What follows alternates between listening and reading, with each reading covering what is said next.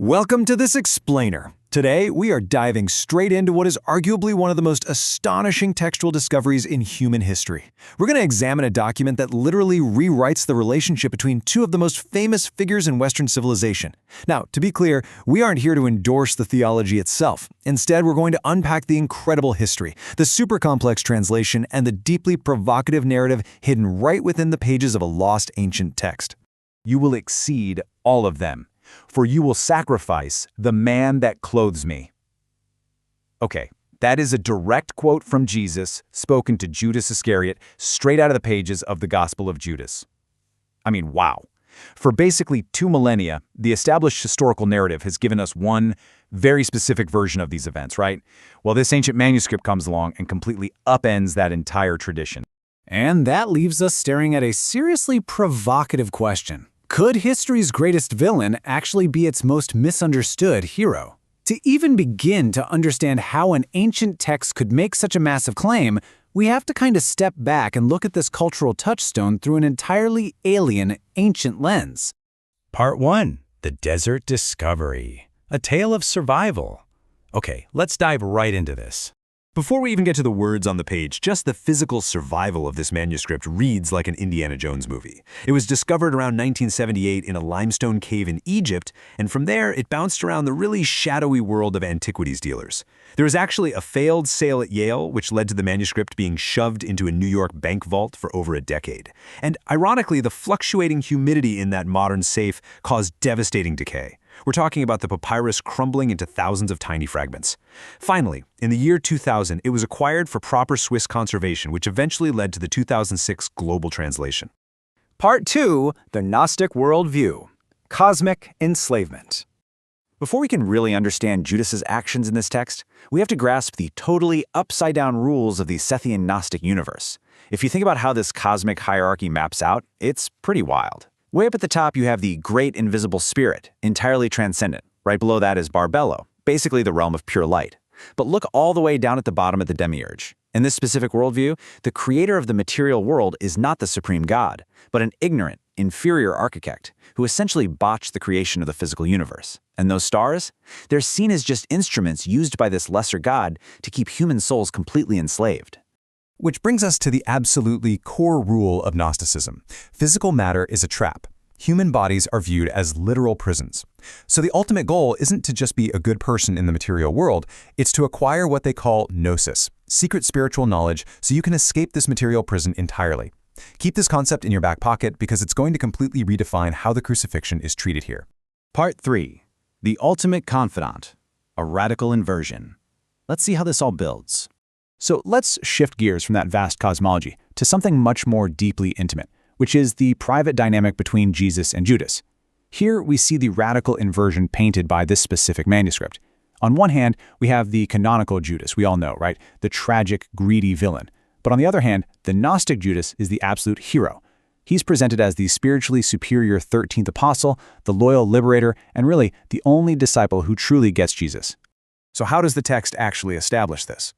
Well, in the opening pages, Jesus actually laughs at the other disciples because they're praying to that inferior god of the material world. Basically, they are comically ignorant. But Judas steps forward all alone and says this, "I know who you are and where you have come from. You are from the immortal realm of Barbello."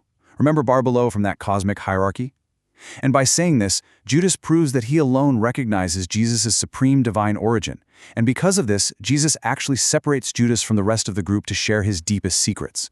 And this brilliant connection elevates Judas to the unique status of the 13th Apostle. Now, in Sethian cosmology, the number 12 is heavily tied to the flawed material world. Think about it. The 12 signs of the zodiac, the 12 months, and the 12 disciples.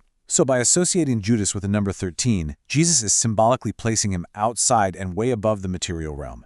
Judas transcends the whole flawed creation entirely. Jesus then gives Judas this incredibly personal gift. He tells him, "Lift up your eyes and look at the cloud and the light within it and the stars surrounding it. The star that leads the way is your star." In a universe where, remember, stars usually enslave human souls, Jesus gives Judas a guiding star of navigation and liberation. It really highlights the genuine, intimate, mutual regard they share in this narrative. It's a profound personal bond, totally based on shared spiritual knowledge. Part 4. Sacrifice or betrayal. The ultimate act. Now, if they're so close, how do we handle the climax of the story? Well, it all comes down to the translation of a single, absolutely crucial word. The Coptic verb used for Judas's action is parakouduo, which was borrowed from Greek, and this verb has a dual meaning. It can mean a simple transfer, like to hand over, or it can mean treachery, to betray. So the word itself is completely ambiguous. It changes meaning entirely depending on the theological context you surround it with. And the context here is, of course, radically different. In this text's logic, the crucifixion is not a sacrifice for human sin at all. It is the necessary liberation of the divine Christ from his temporary human garment. So by handing Jesus over, Judas isn't destroying him out of greed. He is actually performing a sacred, necessary service to free the divine spirit from its physical shell so it can return to Barbelo. What looks like betrayal to the ignorant world is, to Judas and Jesus, the ultimate act of loyalty. Part 5. Controversies and lost fragments. Scholarly debates. Of course, a text this explosive comes with some immense scholarly debate. First off, you might be wondering, how do we know this isn't just a modern forgery? Well, ironically, we can thank an Orthodox bishop for the proof. Around 18 CE, Irenaeus of Lyon wrote this massive treatise attacking heretical sects, and in it he specifically condemned a group for using a Gospel of Judas. So his second-century attack accidentally validated the text's historical existence centuries before it was ever found in Egypt, and it explains exactly why it had to be hidden away in a desert cave to begin with. But even among modern scholars today, the text's exact meaning is hotly debated. When the National Geographic team published the first translation, they translated the Coptic word daimon positively, arguing that Judas was guided by a divine spirit. But shortly after, scholar April DeConnick argued that daimon should be read negatively, as a demon. In her view, Jesus was actually mocking Judas's malevolent state. This impartial look at the debate really shows us just how incredibly difficult ancient Coptic translation is, and how one single word can drastically alter the tone of the entire text.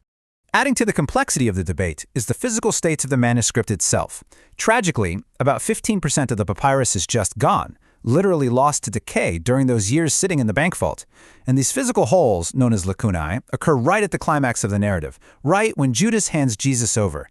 It's a pretty stark reminder that history is fragile, and our understanding of this remarkable text still remains partial and provisional. Ultimately, the Gospel of Judas leaves us with a truly profound concept: knowledge as intimacy. In this text, to truly know someone, to completely understand their origin and ultimate purpose, is presented as the highest form of love. Judas knows Jesus completely, and because of that, he performs an act that ensures he will be cursed by history forever. It really leaves us reflecting on how history is constructed by the victors. So I want to leave you with this lingering thought. If to truly know someone is to understand their ultimate purpose, who really betrayed whom? Thank you so much for joining me for this explainer. Keep learning, keep questioning, and I'll catch you next time.